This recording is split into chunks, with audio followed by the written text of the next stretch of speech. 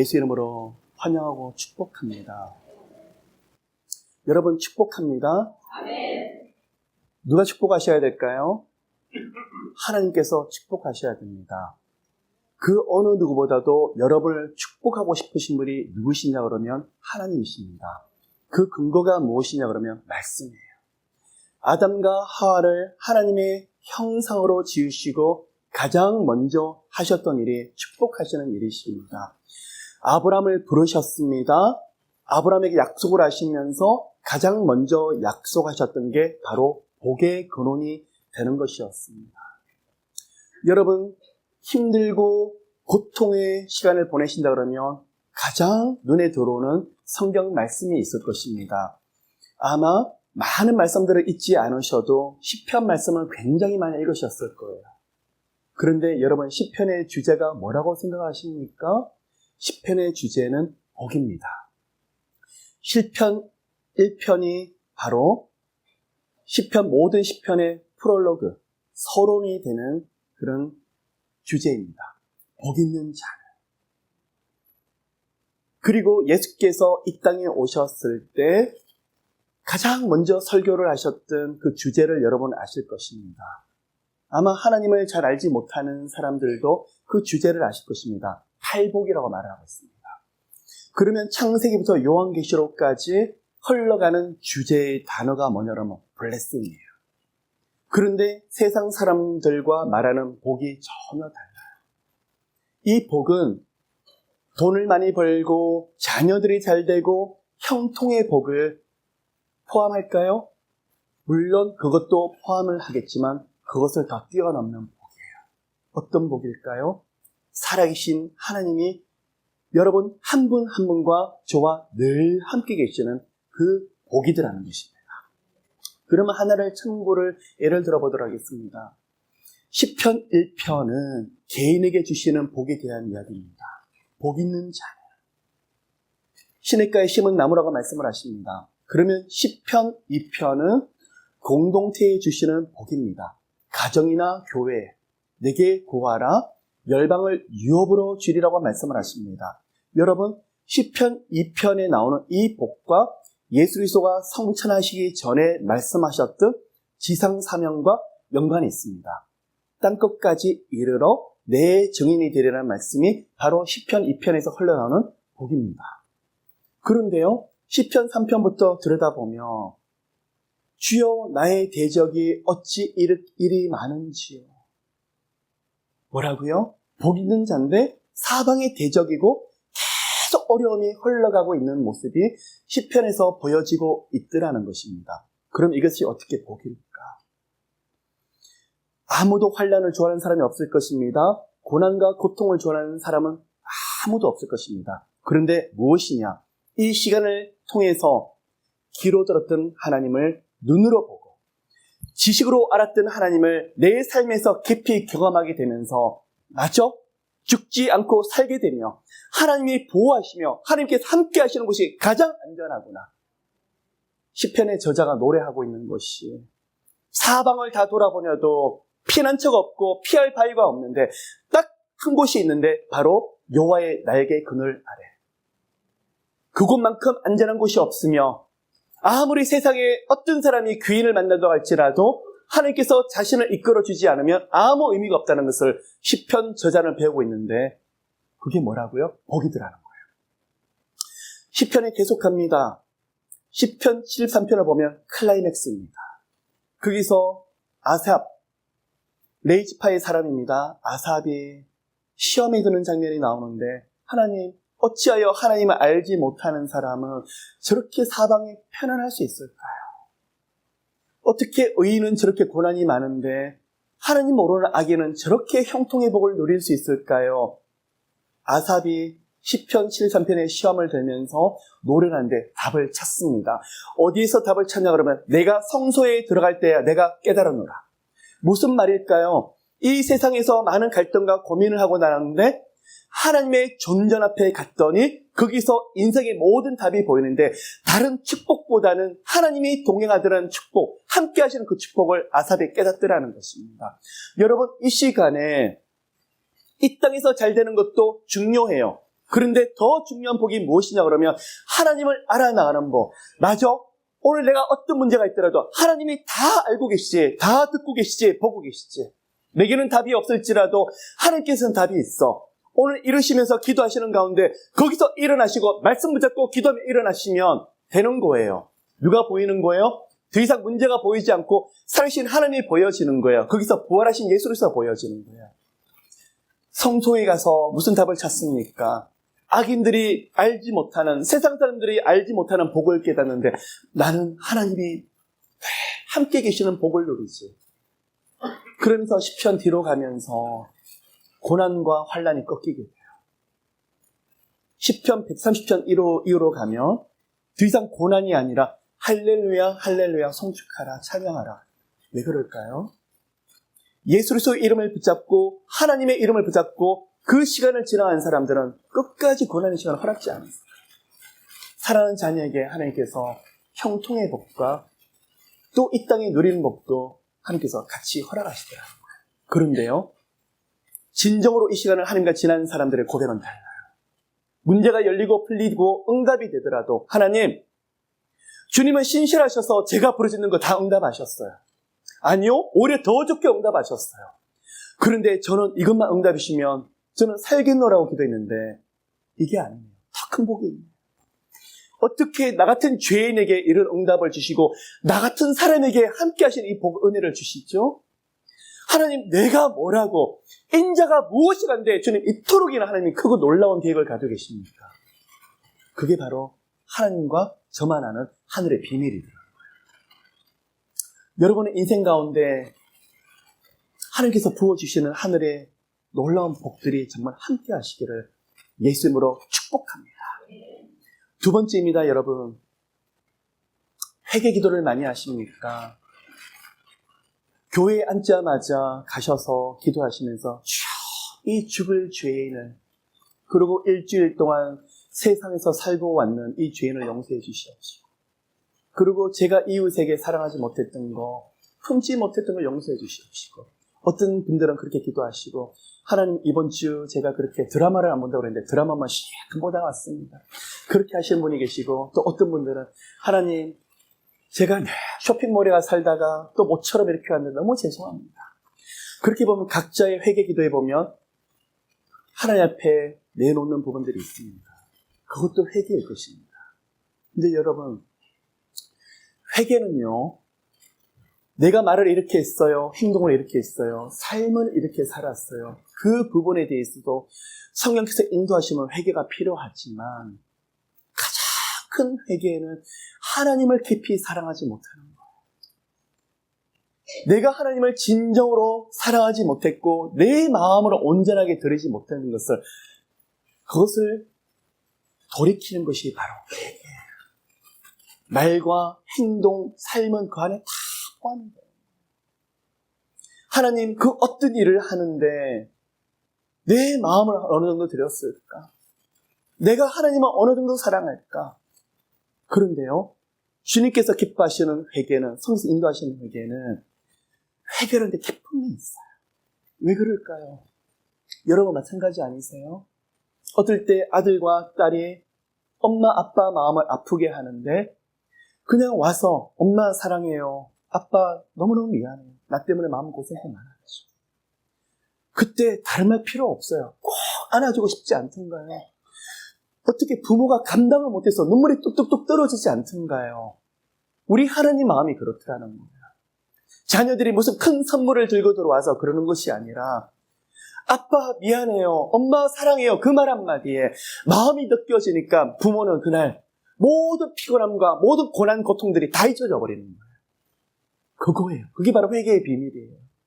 우리 하나님이 우리 마음을 온전하게 올려드릴 때, 하나님 제 모습이 이래요, 주님 나 때문에 얼마나 마음 아프셨을까? 그런데 우리는 때때로 오해할 때가 많습니다. 내가 정해준 이 정도의 분량, 교회 가서 이 정도로 일을 해야 되고 이 정도로 봉사 헌신을 해야 되는데 그거 하지 않았기 때문에 하나님, 오늘 내가 3시간 주방에서 봉사하지 않고 오늘 주차 봉사를 가지 못해서 너무 죄송해요. 죄송하지만 만일 그 가운데서 하나님의 마음이 없이 그 자체가 중요시 여긴다 그러면 그것은 일을. 그런데 하나님 너무 사랑해요. 너무 사랑해서 나 같은 자가 어떻게 이렇게 주님의 전을 이렇게 성도들을 위해서 주차 봉사를 할 수 있을까요? 그것은 바로 주님의 사랑이에요. 그런 은혜가 모두에게 함께 하십니다.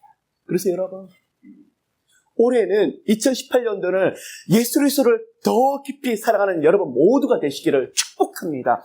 그 은혜를 누리고 또 누리시는 예수 이름 그 권세와 권능을 누리시는 모두가 되시기를 예수님을 정말 축복합니다. 그래서요, 여러분, 제가 이전에도 말씀을 드렸습니다. 곰국을 끓이실 때 우리 어머님들 몇 시간을 끓이십니까? 아마 하루 종일 약 한 번에 끓이실 분이 있으실 거예요. 왜 그럴까요? 우러나오기 위해서. 마찬가지예요. 올해는요, 그 예수 그리스도의 십자가의 은혜가 우리 안에 크게, 아니요, 더 깊이 흐르고 흘러서 앉으면 그 감격을 참을 수 없는, 그래서 그 감격이 없는 우리 모습을 아파하며 회개하는 여러분 모두가 되시기를, 저부터 그런 은혜를 누리는 시간들이 되시기를 축복합니다. 오늘 말씀 한 구절을 읽고 사무엘상 말씀을 나누도록 하겠습니다. 사무엘상 30장 6절입니다. 사무엘 30장 6절입니다. 백성이 각기 자녀들을 위하여 마음이 슬퍼서 다윗을 돌로 치자 하니 다윗이 크게 군급하였으나, 함께 읽도록 할게요. 그 하나님 여호와를 힘입고 용기를 얻었더라. 다윗이 너무나 급한 위기 상황에 놓여 있었는데 누구를 통해서 힘을 얻더라는 것입니까? 그 하나님 여호와를 힘입고 용기를 얻었더라. 아멘. 다윗은 다른 것보다도 여호와의 말씀이 살아서 움직이고 있는 하나님의 아들이었습니다. 여러분, 그 어떤 상황일지라도 오늘 하나님의 살아있는 이 말씀이 여러분 삶 가운데, 인상 가운데 크게 역사하시기를 예수 이름으로 축복합니다. 오늘 28장부터 말씀을 시작하도록 할게요. 여러분, 지난주 제가 사무엘상 27장까지 강의를 하면서 사울이 다윗을 계속 추격을 합니다. 그럼에도 불구하고도 다윗을 잡지 못했지만 이 다윗은 도저히 이제는 사울에게 도망가는 게 힘들어서 어디로 들어가는 장면이 있습니까? 블레셋에 투항해서 가드왕, 아기스왕 밑으로 위장 투항하는 모습이 27장에 있었습니다. 그런데 여러분, 지난주에 제가 말씀을 드릴 때 다윗이 하나님 앞에 항상 묻는 습관, 영적인 거룩한 습관이 있는 것 같았는데 너무 위기의 상황에 빠지니까 묻지 아니하고 자신의 생각대로 블레셋에 들어가 버리더라는 것입니다. 그러면 하나님께서 원하시는 것일까요? 원치 않는 것이었을까요? 하나님께서 분명히 이전에도 모압 땅으로 피신했던 다윗을 보면서 선지자 갓을 보내서 모압 땅에 머물지 말고 유다 땅으로 가라고 말씀을 하셨습니다. 이번도 마찬가지였습니다. 왜 유다 땅에서 블레셋 땅으로 들어갔을까요? 하나님을 의지해서 수많은 위기에서 벗어났지만 지치는 거예요. 힘든 거예요. 헐몸도 아니고 아둘람 굴 속에 만났던 600명의 사람들과 그리고 분야자들까지 자기가 데리고 다니기가 너무 힘든 나머지 번아웃이 돼버린 거예요. 누구 모습일까요? 바로 여러분과 바로 저의 모습. 때때로 은혜가 있으면 세상을 다 이길 것처럼 이야기를 하고 주여 믿습니다. 그리고 담대하게 선포를 하다가 그 다음날 좀 지치면 꼭 하고 꼬꾸라지는데 하나님은 보여지지가 않고 골방에 들어가서 세상이 다 무너진 것처럼 그럴 때가 많더라는 것입니다. 누구의 모습이라고요? 저희 모습이고 여러분의 모습이에요. 우리 올해는 더 솔직해지길 원합니다. 목사고 장로고 권사고 아무 의미 없습니다. 하나님 앞에서는 어린아이처럼 그 모든 영적인 가면들을 다 벗어버리고 있는 그대로 솔직하게 나오기를 축복합니다. 그래서 우리 하나님이 가장 기뻐하시는 것이 있는 그대로 나오는 거예요. 여러분, 믿음이 있는 것처럼 보입니까? 아니에요. 다윗의 모습을 보면 어느 순간에 믿음을 부어주셨더니 골리앗을 상대로 이기지만 그 다음에는 도망가버리는 바로 다윗의 모습이다라는 것입니다. 그런데 이 다윗을 하나님께서 그때 침묵하신 것처럼 보입니다. 근데 우리 하나님께서 어떻게 하셨죠? 이런 다윗을 버려두지 아니하시고 블레셋까지 쫓아왔어요.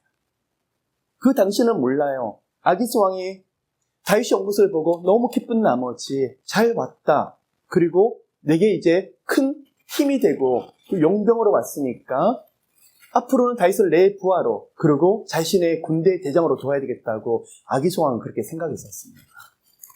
그런데 여러분 보십시오. 하나님께 묻지 아니하고 하나님 뜻대로 가지 않는 길에는 뭐가 생길까요? 항상 문제가 생길 수 있더라는 것입니다. 그런데 28장에서 아니나 다를까 문제가 나타나고 있어요. 그때에 블레셋 사람이 이스라엘을 쳐서 싸우려고 군대를 모집하는지라. 여러분, 블레셋은 여러분 잘 아시는 대로 나라는 하나지만 5개의 도시 국가가 연합을 해서 만들어진 나라예요.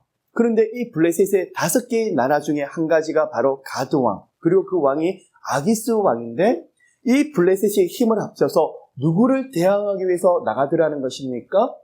이스라엘을 대항해서 나가는데 이때 아기스 왕의 군대 대장 노릇을 하는 사람이 지금 누군데요? 다윗이더라는 거예요. 또 다른 위기가 있더라는 것입니다.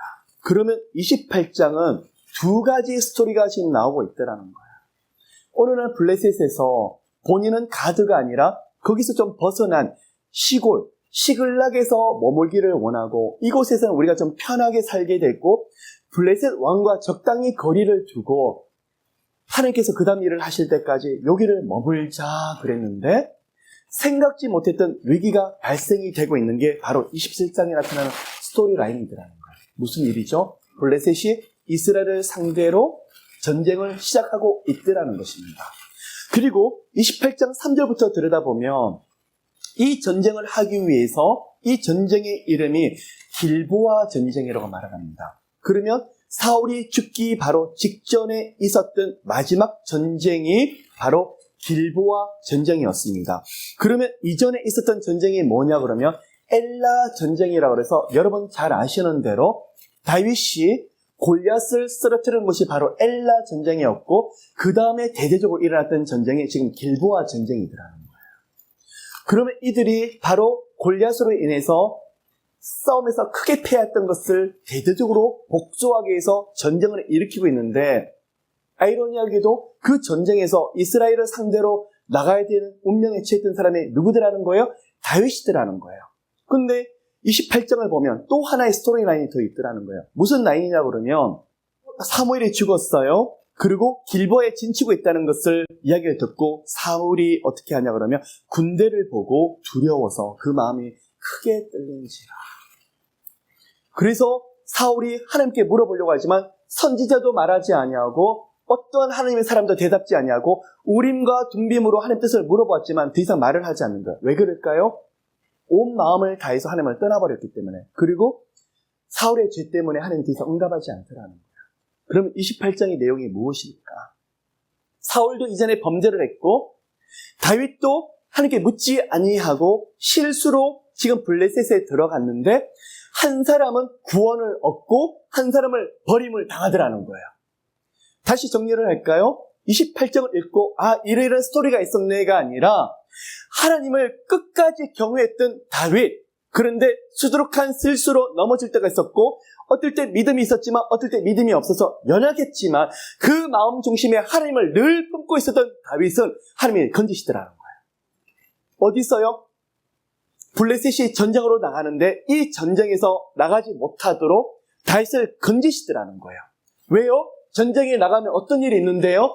앞으로 이스라엘의 왕이 되어야 되는 사람이 블레셋의 편에 붙어서 이스라엘과 전쟁을 하면 왕으로서 정당성과 당위성이 없어지기 때문에 하나님께서 급하셨어요. 다윗이 실수했지만 하나님이 따라다니면서 수습해 주시더라는 거예요. 그런데 사울은 하나님께 범죄를 했는데 물어도 대답지 아니하시고 여기서 하나님의 얼굴을 완전히 철저히 가리시더라는 거예요. 여러분 28장을 좀 정리하도록 할게요. 여러분 어느 쪽에 서 계십니까? 그 어떤 환란 가운데서도, 그 어떤 어려운 가운데서도 하나님을 사랑하길 원하십니까? 하나님을 경외하길 원하십니까? 이 자리에 왜 나오셨습니까? 살아계신 하나님 붙잡기 위해서 나오셨습니다. 여러분, 그러면 사울이 아니라 다윗 쪽에 서 계시네요. 어떤 모습을 해요? 하나님 없으면 안 됩니다. 제 마음을 온전히 하나님 붙잡아야 됩니다. 그 마음으로 나 계신다 그러시면 어떤 실수로 넘어지더라도 하나님께서 붙잡으실 거예요. 왜 그럴까요? 하나님의 약속의 말씀이 있기 때문에요. 그리스도 안에 있는 자들에게는 모든 것이 합력하여, 이게 바로 영적인 진리예요. 여러분이 실수하고 때로는 넘어질 때가 있고 전혀 뜻밖의 길로 가더라도 우리 하나님은 결코 내버려 두지 아니하시고 그 길을 바꾸셨으라도 건지시고 가서는 안 될 길을 막으시고, 비록 여러분이 실수를 한다고 할지라도 모든 것이 합력하여서 선을 이루시더라는 거예요. 근데 기억하셔야 돼요. 하나님을 경외하고 두려워하는 자들에게 임하는 축복이더라는 거예요. 근데 여러분이 기도를 많이 하기 때문에 이런 복이 있다고요? 기억하셔야 돼요. 로마서 8장에 대해서 왜 이런 복을 누릴 수 있냐 그러면, 성령께서 하나님의 영이시면서 예수의 영이신 성령께서 이루 말할 수는 탄식함으로 지금도 중보하고 계시기 때문에 그런 복을 누릴 수 있는 거예요. 내가 기도하기 때문에 그런 것이 아니라 성령께서 미리 앞서 나가셔서 기도하시기 때문에 우리가 이런 열매를 볼 수 있는 거예요. 여러분, 성령께서 언제부터 함께 하시는데요? 예수 이름을 영접하는 순간 우리를 아들로 양자로 택하신 분이 바로 하나님이시며 그때 동시에 보내신 분이 바로 성령님이세요. 때론 여러분 넘어지셔서 꼼짝 못하시죠. 쓰러져서 못 나겠다 그러시죠. 그런데요, 어느 순간에 가면 다시 일어나요. 누가 일으키실까요? 성령께서 일으키세요. 다시 힘주세요. 이것을 신학적인 용어로 성도의 견인이라고 말을 합니다. 견인이 뭔데요? 토잉. 무슨 말일까요? 꼼짝 못하는 차를 싣고 목적지까지 움직이는데 누가 그렇게 하시더라는 거예요? 여러분은 완전히 번아웃이 되는데 누가 그렇게 움직이시더라는 거예요? 살아계신 하나님께서, 성령께서 움직이시더라는 거예요. 왜요? 여러분 안에 예수 그리스도의 이름이 있기 때문에, 예수 그리스도의 십자가의 죽으심이 그 은혜가 있기 때문에 여러분을 가만히 내버려 둘 수가 없는 거예요. 그래서 쓰러져 있다고요? 잘못 간다고요? 싫고 하나님께서 목적지로 가버리시는 거예요. 그게 바로 성령의 견인인데, 여러분이 기도하신다고요? 성령께서 이를 말해서는 탄식함으로 기도하기 때문에, 중보하기 때문에 그 축복을 누리시더라는 거야. 여러분, 이 로마서 8장의 말씀을 붙잡고 여러분 인생이 크게 변화되시기를. 맞아. 우리 하나님이 살아계셔서 성령님이 함께하는 삶이 바로 이런 삶이야. 그 감격들을 여러분 붙잡으시면 2018년도부터 시작해서 엄청난 일이 일어나는데 누가 그 복을 누리더라는 거예요? 다윗이 그 복을 누리더라는 거예요. 그러면 왜 사울은 이 복을 누릴까요? 성도가 아니기 때문에. 그럼 한쪽은 하나님이 선택하시고 한쪽은 하나님이 버리시면 말 육이라고 그래요. 장로교에서 선택과 육이라고 말을 하고 있죠. 예정론에 대해서. 그런데 우리는 지금 이 장면만 보면 하나님이 사울을 버리신 것처럼 보이는데, 사울에게 계속 기회를 주시려고 한두 회를 은혜 주시고 아들아 돌이켜라 그런 것이 아니라 지금까지 얼마나 애를 쓰시면서 사울을 돌이키려고 했는데 사울이 반응하지 아니하더라는 거예요. 하나님이 은혜 주시더라도 그 반응은 누가 하셔야 될까요? 여러분 한 분 한 분. 그러면 28장은 하나님이 다윗을 선택하셨고 사울은 유기하는 것처럼 버린 것처럼 보이는데, 지금까지 오는 인생의 시간에서 수두룩한 은혜를 주는데 다윗은 넘어질 때마다 다시 일어서면서 하나님께 반응하는데, 사울은 하나님을 반응하려고 하지 아니하고 계속 자기 고집과 뜻대로 살기를 원하더라는 것입니다. 아니나 다를까 사울이 블레셋 군대를 보고 두려워합니다. 마음이 크게 떨립니다. 그런데요, 사울이 처음으로 왕이 됐을 때는 신접한 사람들, 무당과 점술가들을 이스라엘 땅에 못 있도록 다 내쫓았습니다. 그런데요, 8절을 보시면 사울이 다른 옷을 입고 변장해서 그 밤에 누구를 찾으러 갑니까? 이스라엘 땅에 신접한 사람이 없느냐라고 하면서 무당을 지금 찾으러 나가는 모습이 사울에게 지금 보여지고 있습니다. 왜 그럴까요? 하나님을 던져버리고 하나님을 찾지 않으니까 하나님이 더 이상 응답을 하지 않으니까 그러면 다윗 같았으면 이 시간에 어땠을까요? 끝까지 엎드리면서 은혜를 구할 텐데 한두 번 그것도 자신이 하나님을 찾는 것이 아니라 선지자를 찾다가 더 이상 대답하지 않으니까 본인은 무릎 꿇을 생각도 하지 않고 누구를 즉시 찾으러 갑니까? 신접한 여인을 찾으려고 나가고 있더라는 것입니다. 여러분, 이 시간에 여러분은 사울의 길로 가지 않기를 원합니다. 어떻게 우리에게 적용할 수 있을까요? 때때로 하나님이 응답하지 않은 것처럼 보일 수 있을까요? 없을까요? 있어요. 그래도 무릎 꿇읍시다. 무릎 꿇는 것은, 기도라는 것은 하나님의 은혜 없이는 안 된다는 것을 하나님 앞에 엎드리면서 믿음의 태도예요. 믿음의 표현이에요. 그런데 사울의 모습은 그것이 조금 더 없어요. 여러분, 그전에도 하나님께서 사울에게 이렇게 많은 기회를 주었는데도 돌이키지 아니했다가 언제 지금 돌이키죠? 하나님의 음성을 듣고 돌이킵니까? 아니요. 블레셋 군대를 보고 발발 떨어버리더라는 거예요. 그리고요, 하나님께서 은혜를 주셨고 기름을 부어주셨는데 사울이 나중에는 왕복을 벗어버리고 일반 복장을 하고 나서 밤에 몰래 나가고 왕으로서는 모욕이죠. 당당하고 정당한 모습이 없이 굴욕적인 모습을 지금 가지고 있죠. 하나님의 사람이 빛과 소금의 역할을 잃어버리면 어떤 모습이 되어지더라는 거예요? 이 모습이에요. 비겁해지더라는 거예요. 그리고요, 누굴 찾으러 갔습니까? 신접한 여인을 지금 찾으러 가더라는 거예요. 뭐가 지금 중요하고 있죠? 하나님 온데 간데 없어요. 오로지 자기 살 길만 지금 찾기 위해서 나가고 있더라는 거예요. 신접한 여인이 자신을 보면서 거기서 기겁을 합니다. 처음에는 누군지 몰랐다가 누구를 만나길 원합니까? 그 전에 묻죠. 그리고 사울 왕이 신접한 여인을 다 쫓아버렸는데 당신이 어떻게 나를 찾아왔습니까? 그랬더니 사울이 뭐라고 말을 하고 있죠? 여호와의 이름을 맹세하여 네가 목숨을 잃지 아니하리라. 누구의 이름을 가지고 맹세하고 있습니까? 여호와의 이름을 가지고 무당 앞에 가서 하나님의 약속을 지금 하고 있더라는 거예요. 무슨 말일까요? 영적으로 우둔해지고 둔감해지면 내가 지금 하는 말들이 무슨 말인지 모를 때가 되게 많이 있어요. 전혀 엉뚱한 말이 있더라는 거예요. 여러분, 저 역시도 마찬가지 있을 거예요. 여러분도 마찬가지일 거예요. 제가 만약 하나님의 은혜를 잃어버리고 예수 그리스도의 감격을 잃어버리면 강단에서 복음이 흘러나오는 것이 아니라 하나님의 은혜가 아니라 엉뚱한 소리를 해요. 제 자랑할 것이고 제 자신을 높이려고 엉뚱한 이야기를 하고 있더라는 거예요.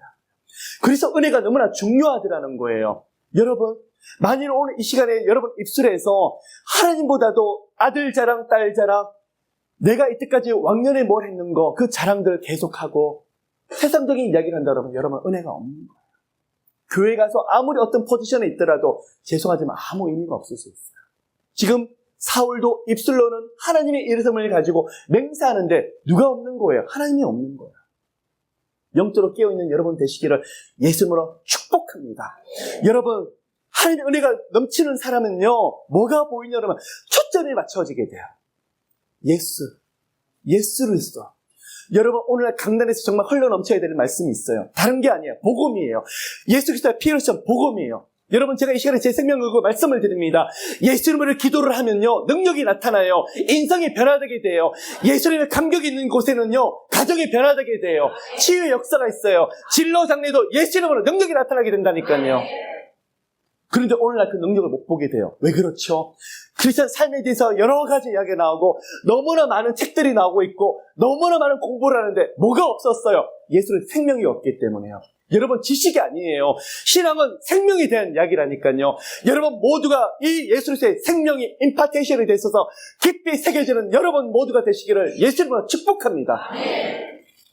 사울이 전혀 엉뚱한 이야기를 하는데 사무엘을 좀 불러다오라고 말하는데 신접한 여인이 누구를 불러내고 있습니까? 사무엘을 불러내고 있는데 사울은 보지 못합니다. 이 무당이 보는데 한 노인이 올라오는데 그가 겉옷을 입었나이다. 사울이 거기서 사무엘인 줄 알고 얼굴을 땅에 대고 절하고 있죠. 그런데 참 재미있는 장면이 나오고 있어요. 사무엘이 사울에게 이르되 내가 어찌하여 나를 불러올려서 나로 분욕해 하느냐. 지금 누가 말하고 있습니까? 사무엘이 지금 말하고 있는데 누구에게요? 사울에게 말하고 있더라는 것입니다. 여러분, 성경에서 난해한 구절 중에 하나가 바로 이 표현입니다. 그럼 제가 질문을 드리겠습니다. 무당이 사무엘의 영혼을 실제로 불러냈다고 생각을 하십니까? 어떤 사람은 말씀을 하기를 이 말씀은 어떻게 무당이 영혼을 불러대냐, 그래서 말이 안 된다라고 하는 분이 있고, 어떤 사람은 실제로 귀신도 능력이 있기 때문에 사무엘의 영혼을 불러냈을 거라고 하는 사람도 있습니다. 그런데 그렇지 않습니다. 이것을 어떻게 해석해야 되냐 그러면, 신접한 여인은 지금 귀신과 대화를 하고 있고, 귀신이 사무엘의 목소리와 사무엘을 흉내내서 지금 잠시 그렇게 흉내내면서 이야기할 수 있을 뿐, 한 번 죽는 것은 사람에게 정한 것이요 그에는 심판이 있고, 한 번 죽게 되면 그 후에는 천국과 지옥으로 둘 중에 한 가지를 갈 수밖에 없는 영혼인데, 천국에 있는 사무엘을 감히 귀신과 접신한 무당이 불러냈다. 이것은 사실 말이 안 되는 내용이더라는 것입니다. 그러면 이 내용이 지금 무엇이냐? 신접한 여인이 귀신을 통해서 사무엘의 음성을 지금 듣고 그 이야기를 지금 하고 있는 거더라는 것입니다. 그런데 그 내용을 보면 정확해요. 틀리지가 않아요. 뭐라고 말을 하고 있냐 그러면, 사무엘이라고 하는 사람이 지금 올라와서 이 신접한 여인에게 음성을 들려주는데, 여호와께서 너를 떠나 내 대적이 되셨거늘 내가 어찌하여 내게 묻느냐. 맞아요, 틀려요? 맞는 말씀을 지금 하고 있죠.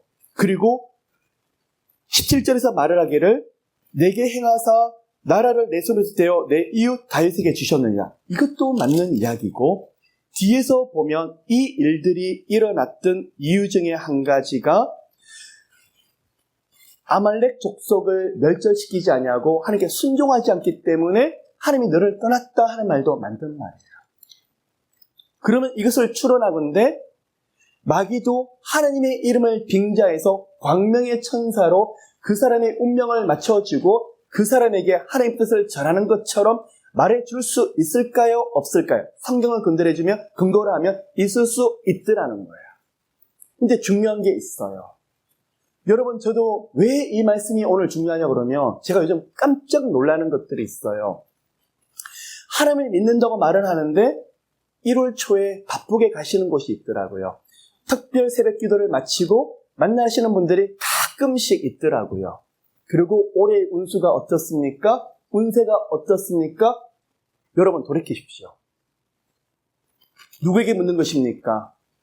그러면서 제게 하는 말이, 목사님, 저는요 무당이나 접신한 사람이 아니라 토종 비결 철학하는 분에게 묻는데 이런 것은 좀 괜찮지 않을까요? 여러분, 돌이키십시오. 신명기 18장에서 분명히 말씀하고 있어요. 접신한 사람, 신접한 사람, 이렇게 무당들, 그리고 점술가들, 이런 사람들을 가까이 하는 거, 이런 사람에게 묻는 것은 하나님께서 가증한 일이라고 분명히 말씀하고 계시더라는 것입니다. 그러면 그 이야기들이 틀린 이야기일까? 맞을 수 있어요. 그런데 점쟁이들과 무당들이 하는 이야기들은 무엇이냐 그러면, 여러분, 이 땅의 복과 관련된 이야기만 하고 하나님과 삶에 대해서, 하나님과 관계에 대해서는 전혀 관심이 없더라는 것입니다. 또한 누구로부터 그 이야기를 듣고 있는 거죠? 여러분이 좋든 싫든 바로 마귀를 불러내서 마귀의 음성을 여러분이 들을 수 있더라는 것입니다.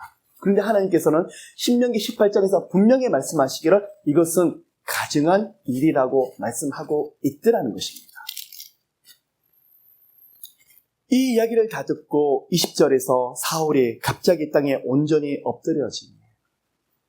이 말씀을 읽으면서 제가 깨달은 게 있습니다. 진작 좀 엎드렸더라면. 올해는 여러분, 소 읽고 외양간 고치지 맙시다. 소 읽기 전에 외양간을 고치시기를 축복합니다. 하나님께서 좋은 말씀하실 때 엎드리십시오. 그 엎드린다는 이야기는 다른 거 아니에요. 마음 중심을 하게 드리는 거예요. 다윗이 수척한 실수, 하나님의 사람 치고 다윗처럼 실수를 많이 한 사람이 없는데 이렇게 다윗이 실수한데도 건지시는 것은 하나님 앞에 온 마음을 들여놓고 하나님 없이는 못 살아요. 실수했는데 와서 아빠 사랑해요. 하나님, 저는요 주님 없이는 못 살아요. 그 사랑 앞에 하나님께서 다윗을 못 이기시더라는 거예요. 감당치 못하겠더라는 거예요. 그런데 그런 다윗을 보고 하나님의 마음이 합당하다고 지금 말하라는 거죠. 29장입니다. 사울은 이제 그 다음부터 이 전쟁에서 네가 살아남지 못하고 죽게 될 것이라는 이야기를 듣고 그 앞에서 땅에 엎드려져 있는데 이미 늦었죠. 수두룩한 기회를 주었는데도 늦었죠. 우리 하나님 무서우신 분이세요. 영원히 참지 않으세요. 어느 순간에 참는데 왜 참으실까요? 회개하기를 원하십니다. 근데 이 시간까지 참으시다가 이제는 어떻게 돌이켜버리시는 거예요. 그거를 요한계시로 가면 촛대를 옮겨버리셨다고 말씀하고 있습니다. 그런데 29장을 보시면 다윗은 블레셋의 왕들이 모여서 방백들이 모여서 아벡에 모아서 군대를 모아서 이제 길보아라는 곳에 가서 이스라엘과 대대적인 전쟁을 지금 하려고 하는데 이때 다윗이 마음이 어땠을까요? 하나님 저 좀 살려주세요. 내 인생은 왜 이럴까요? 유다 땅에서도 쫓겼는데 왜 블레셋에 와서 제가 이 지경이 놓였을까요? 얼마나 기가 차고 힘들어지겠습니까? 하나님께서는 여기서 다윗 보고 다른 말씀을 하지 않으셨던 것 같아요. 왜? 성경이 다른 말씀이 없었어요. 그런데 하나님 일을 하시고 개입하시더라는 것입니다. 아니나 다를까 다윗이 뒤에서 금식하고 정말 간절함으로 기도했었을 것 같습니다. 그런데 누구를 움직이고 있습니까? 블레셋 방백이에요. 이 방백은 5 나라의 도시국가 중에서 나머지 왕들을 말하고 있는데 갑자기 아기스 왕이 찾아와서 이 히브리 사람들이 무엇을 하려고 아기스 왕 당신은 데려왔습니까? 말했더니 이 아기스 왕이 굉장히 자랑스럽게 말을 하죠. 내가 그를 데리고 있었는데 한 번도 허물을 본 적이 없고 이 사람을 데려가면 충성되게 아마 전쟁을 치르게 될 것이다 라고 말을 하는데 하나님께서 뭐라고 계셨죠? 나머지 방백들의 마음을 강팍하게 만들어 버리셨더라는 것입니다. 4절에 블레셋 사람의 방백들이 그에게 노한치라. 누가 노하게 만들었을까요? 누가 일들을 하셨죠? 누가 개입하셨죠? 하나님이. 여러분 어떨 때는요 그래요. 아들 딸에게 그 어떤 말을 해도 듣지 않을 때가 있죠. 여러분 기도하세요. 하나님 이 길로 가서는 안 되는데 우리 아들 딸이 고집을 피우는데 환경으로 막아달라고 기도를 하세요. 상황을 막아달라고 기도를 하세요. 우리 하나님은 하나님 방법대로 적절한 방법으로 일을 하시더라는 거예요. 다윗을 건지기 위해서 하나님께서 다윗에게 100번 말해도 다윗의 힘이 없는 걸 아세요. 그래서 누구를 사용하고 계시죠? 나머지 왕들을 사용하고 계시더라는 거예요. 바로 하나님의 방법입니다. 하나님의 놀라운 일이세요. 때로는 제가 기도하고 있으면 전혀 엉뚱한 사람이 찾아오고 마음을 부드럽게 하는데 또 어떨 때는 제가 가서 안 되는 길이면 이 사람의 마음을 강팍하게 만들어서 이 길로 가지 못하게 했어요. 그게 뭐라고요? 하나님의 개입. 하나님이 개입하셨어요. 누구를 통해서? 블레셋 사람들의 방백을 통해서. 이 사람이 뭘 하고 있냐 그러면 5절에 그들이 춤추며 창화에 가로되 사울의 죽인 자는 천천히요 다윗은 만만히로다. 뭐냐 그러면 그 앞에 엘라 전투에서 골리앗을 통해서 졌던 그 추억을 떠올리면서 이가 다윗이 아닙니까? 그때 다윗은 만만했던 다윗이 아닙니까? 그것을 떠오르게 해서 분노나게 만들었고 그리고 다윗은 절대 안 된다고 하나님 그 마음을 강팍하게 만드셨더라는 것입니다. 여러분 바로 이거예요. 지금 다윗을 보면 하나님이 이러쿵 저러쿵 말씀을 하지 않는 것처럼 보여요. 때로는 하나님이 다윗이 기도할 때마다 쫓아가라, 내가 너에게 붙여놓으라 말씀할 때도 있지만 모든 기도에 그렇게 말씀을 하지 않으세요. 침묵하시는 것처럼 보이는데 우리 하나님은 그 시간 되면 개입하시더라는 거예요. 사망의 엄침한 골짜기를 지날지라도 내가 해를 두려워하지 않는 것은 주의 지팡이와 막대기가 나를 안위하시나이다. 바로 이거예요. 그랬더니 아기스가 다윗을 불러서 네가 정말 정직했는데 악이 없었는데 저 뒤로 떠나가 있어라. 여기를 떠나가라. 너는 전쟁터를 못 나가게 된다. 누가 일들을 만드셨습니까? 상황을 만드셨습니까? 하나님께서요. 여러분 그래서 올해는 기도를 하시면서 주여 가야 될 길을 열어주시고 가서는 안 될 길을 막아주시옵시고 하나님 해야 될 길을 주님의 은혜를 주셔서 열어주시고 무조건 열리는 것만이 은혜가 아니더라는 거예요. 어떨 때 여러분 기도를 하시는데 막혀 있어요. 그러면 그 길은 지금만 가서는 안 되는 길이에요. 아니면 훗날 그 길이 열렸거나 지금은 가면 여러분 다치기 때문에 막아버리시는 거더라는 거예요. 어떨 때는 기도를 하는데 저 사람 마음이 더 강팍해서 길을 돌리게 만드세요. 나중에 깨닫죠. 하나님 왜 저 사람 마음을 강팍하게 만드셨어? 근데 나중에 보면 큰일 날 뻔했다. 하나님 나를 건지셨구나. 이런 은혜가 여러분 가운데 함께하고 계시더라는 거예요. 다윗은 여기서 어정쩡하게 말을 하고 있죠. 내가 무엇을 하였나이까? 내가 당신 앞에 오늘까지 있는 동안에 당신이 종께서 무엇을 보셨기에 나로 가서 내 주 왕의 원수와 싸우지 못하게 하시나이까? 진심이 아니죠. 어정쩡하게 이야기하죠. 아기스는 이 다윗을 욕심을 냈지만 하나님이 허락지 아니하니까 함께 못 가게 했더라는 거예요. 왕이 아무리 계획을 하더라도 그 계획을 이루신 분이 누구시죠? 하나님. 오늘 이 말씀을 정리하기 원합니다. 여러분이 그 어떤 일이 있더라도 하나님이 허락하시면 나갈 수 있고 하나님이 허락지 않으면 닫아버렸어요. 그리고 지금 시간이 아니면 기다리라고 말씀을 하세요. 오히려 반대로 가는 것처럼 보이지만 하나님 시간에 길이 열리실 거예요. 다윗이 이 모든 시간들을 누리면서 하나님의 인도와 보호하심을 바라보면서 나중에는 그 앞에서 진정으로 굴복할 수밖에 없는 거예요. 그렇게 당당했던 골리앗을 죽이고 당당했던 다윗이 어떻게 하나님이 이렇게 인도하실까? 하나님이 인도하시면 어떻게 이렇게 세심하실까? 그 앞에서 그 사랑과 인도하심에 녹아지더라는 거예요. 이것이 바로 신앙이라고 해요. 이런 은혜가 2018년도에 크게 흘러넘치시기를 예수 이름으로 축복합니다. 사랑해 주님 고맙고 감사를 드립니다. 저희들도 하나님 이처럼 인도해 주세요. 저희들 마음이 온전하게 다윗처럼 하나님을 향하길 원합니다. 하나님, 저희들이 사울과 반대의 길을 가길 원합니다. 온 마음을 다해서 하나님을 사랑하며 반응하길 원하고 하나님을 기뻐하는 저희들을 되게 원해서 때때로 저희들이 생각지 못했던 위기가 있더라도 우리 하나님 건져주시옵소서. 제가 하나님의 음성에 순종하지 못한다고 할지라도 하나님 저희들 길을 돌이켜서 하나님 뜻대로 걸어갈 수 있는 저희들 모두 되게 도와주시옵소서. 하나님 감사합니다. 이 살아계신 하나님이 함께 계신 것이 얼마나 위로가 되는지요. 성령 하나님 저희들이 가지 못할 때 저희들 모두를 일으켜 주시옵시고 하나님 뜻대로 인생의 여정들을 걸어갈 수 있도록 세심하게 이끌어 주시옵소서. 감사드리며 이 모든 말씀 살아계신 예수 그리스도 이름으로 기도를 드립니다.